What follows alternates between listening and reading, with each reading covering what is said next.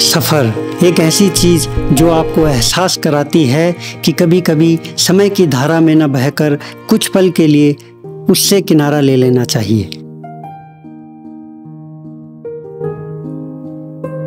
तो चलते हैं एक खूबसूरत सफ़र पर, जहां प्रकृति के नज़ारों के साथ साथ धार्मिक संस्कृति के अद्भुत एहसास का संगम होगा।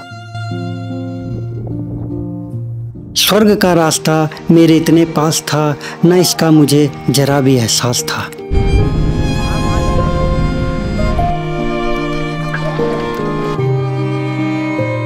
मैं रवि फ्रॉम हिमालय और आप सभी का मेरे YouTube चैनल में स्वागत है। हम बद्रीनाथ की ओर निकल रहे हैं अभी घर से। तो मेरा सफ़र शुरू होता है केदार घाटी में बसे मेरे खूबसूरत गांव से।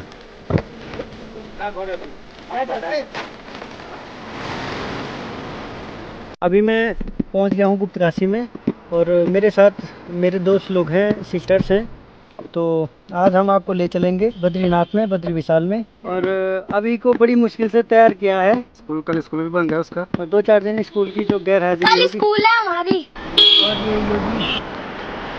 तो अभी हम गुप्तकाशी से उखीमठ के रास्ते होते हुए चोपता और वहां से मंडल गोपेश्वर होते हुए चमोली बद्रीनाथ हाईवे पर पहुंचेंगे, जो सीधा बद्रीनाथ धाम को जाता है। एक बात ध्यान रखें कि केदारनाथ से बद्रीनाथ जाने का यह अल्टरनेटिव रूट है। अगर आपको भीड़ भाड़ से दूर रहना है तो आप इस रूट को ले सकते हो। खैर, आगे बढ़ते हैं और इस खूबसूरत सफर का आनंद लेते हैं।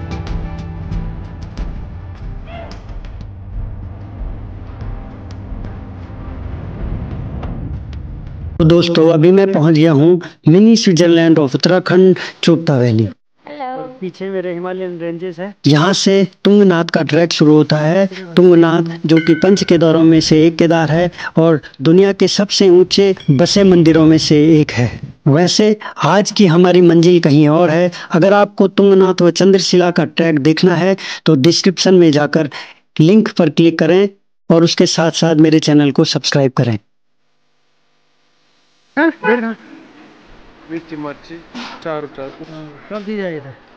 तो हमने यहाँ पर खाना पीना खा लिया है और अब आगे बढ़ते हैं। तो दोस्तों, हम चोपता से निकल रहे हैं और यहाँ पर चाय और नाश्ते के बाद हम लोग फिर से बद्रीनाथ के लिए निकल पड़े हैं। थोड़ा इन खचाखच भरे रास्तों से क्या प्रकृति के इन हसीन नज़ारों का लुत्फ उठाते हुए हम लोग आगे बढ़ रहे हैं बद्रीनाथ की ओर। मिलते हैं थोड़ी देर में।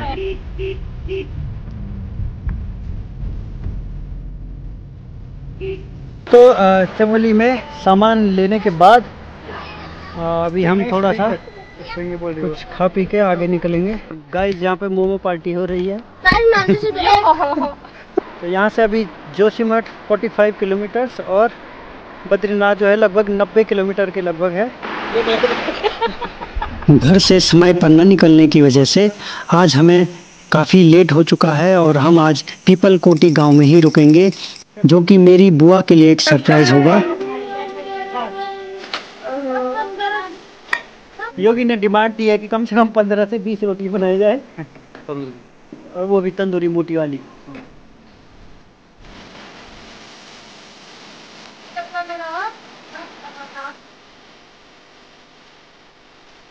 मॉर्निंग दोस्तों, और सुबह के 6 बजे हैं और हम लोग तैयार हो चुके हैं।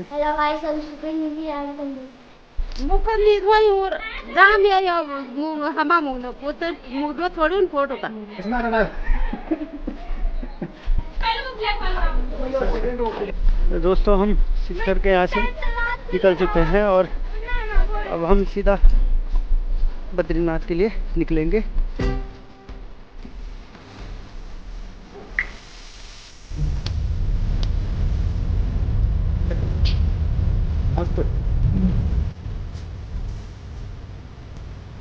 तो दोस्तों, मैं पहुंच गया हूं जोशीमठ में। इस छोटे से शहर का तिब्बत से व्यापारिक संबंध था, जो कि 1962 इंडिया चाइना वॉर के बाद बंद हो गया। यहाँ पर भोटिया समुदाय के काफ़ी लोग रहते हैं। बाबा बद्री विशाल की 6 महीने शीतकालीन पूजा यहीं नरसिंह मंदिर में होती है।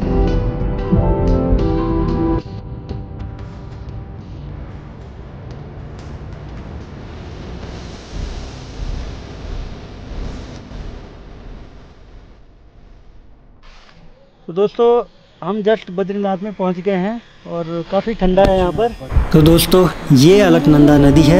इसका उद्गम सतोपंत और भागीरथ ग्लेशियर पर होता है और इसी पर बसा है बद्रीनाथ। अभी चल।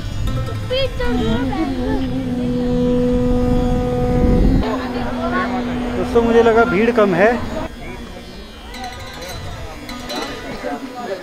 मंदिर की तरफ चलते चलते इसके बारे में बात करते हैं। यहाँ का मंदिर भगवान विष्णु को समर्पित है। कहते हैं इसे आदि शंकराचार्य ने 7वीं शताब्दी में बनाया था। विष्णु पुराण, स्कंद पुराण तथा महाभारत जैसे कई प्राचीन ग्रंथों में बद्रीनाथ का वर्णन है। मंदिर नर नारायण पर्वतों के बीच में बसा हुआ है। भगवत पुराण के अनुसार बद्रीनाथ में भगवान विष्णु ने नर और नारायण ऋषियों के रूप में अनादिकाल से महान तपस्या की है।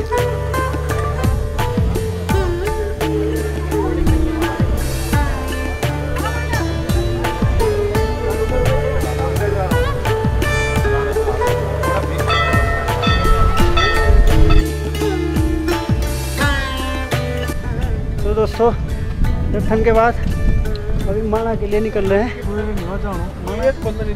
ट्रैफिक है आगे। हमें लगा था भीड़ भाड़ कम होगी पर ऐसा नहीं है।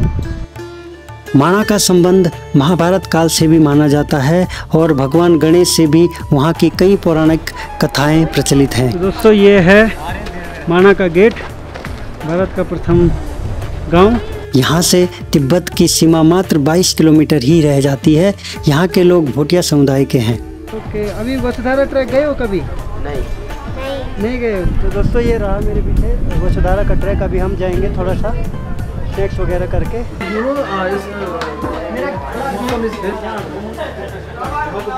दोस्तों यह सरस्वती नदी है जो कि सिर्फ यहीं दिखती है और आगे जाके विलुप्त हो जाती है।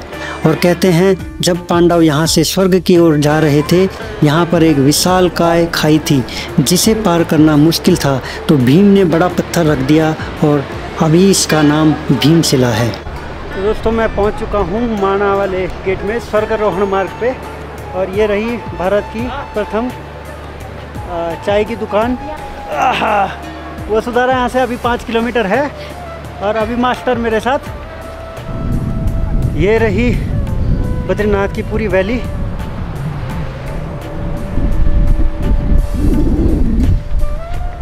मैं केदारनाथ वैली से हूँ और हमारे यहाँ पे भी काफ़ी ऊंचे ऊंचे पहाड़ हैं, पर्वत हैं, बट ऐसे स्टीप खड़े पहाड़ इधर ही यहाँ पे चलते हैं ना। दोस्तों ये ट्रैक सच में बहुत ही सुंदर है। मैं आपको समझा नहीं सकता हूँ जब तक आप यहाँ आएंगे नहीं।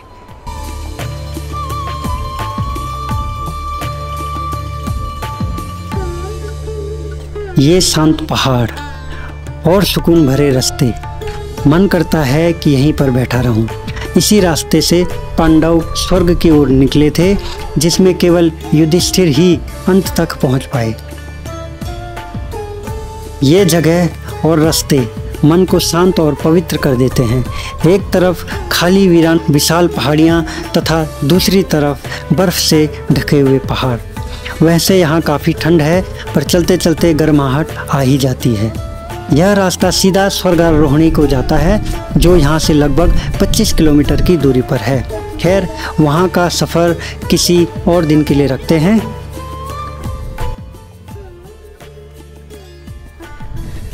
मैं और कामनी धीरे धीरे वसुधारा की तरफ बढ़ रहे हैं और विजेंद्र काफ़ी आगे निकल गया है। अभी योगेंद्र बाकी सब पीछे हैं। तो हमें सुना था कि ऑक्सीजन की कमी होती है पर अभी अनुभव हो रहा है। आप कुछ लाए न लाए खाने का सामान, पानी का सामान ज़रूर ले आएँ और ये बहुत ही ज़रूरी है। ये नहीं सोचना है कि पानी मिल जाएगा, झरने मिलेंगे। चलते चलते 4 बज गया है और 1-2 टूरिस्ट मिले हैं। उन्होंने बोला भाई जी जल्दी जाओ, पर बहुत ही ज़्यादा ठंडा है। अब हम वसुधारा के काफ़ी करीब पहुंच गए हैं। हम वसुधारा पहुंच गए हैं। सफ़र का तो मज़ा आता ही है, पर मंजिल पर पहुंचकर और 2 पल सुकून से बैठकर उस लम्हे में खो जाने का मज़ा ही कुछ अलग है। अभी देख ऊपर से गिरता पानी ऐसा लग रहा है मानो आसमान से झरना बह रहा हो और नीचे आते आते पानी की बूंदें हवा से संघर्ष कर रही हैं। वैसे कहते हैं वसुधारा का पानी पापियों के तन को नहीं छूता। ग्लेशियर गिरने की वजह से हम झरने के नीचे नहीं जा पाए। क्या पता कौन सा पाप किया हो, पर मैं जरूर कोशिश करूंगा कि दोबारा मैं यहाँ पर आऊँ और कुछ अच्छे कर्म करके पापों को कम करके मैं इस पानी को छू जाऊँ। तो दोस्तों बहुत ही सुंदर ट्रैक है। मैं सभी से गुजारिश करूंगा कि यहाँ पर आइए। और विजयेंद्र के हाथ काम रहे हैं इसलिए कैमरा थोड़ा हिल रहा होगा। यहाँ पर काफ़ी समय बिता दिया है और हाथ काम नहीं कर रहे हैं बिल्कुल भी। दोस्तों मेरे हाथ जो है पूरी तरीके से जैसे फ्रीजर में होता है ना, ये उंगलियां ऐसे बना गई। अब हम यहाँ से वापस माना की तरफ निकलते हैं।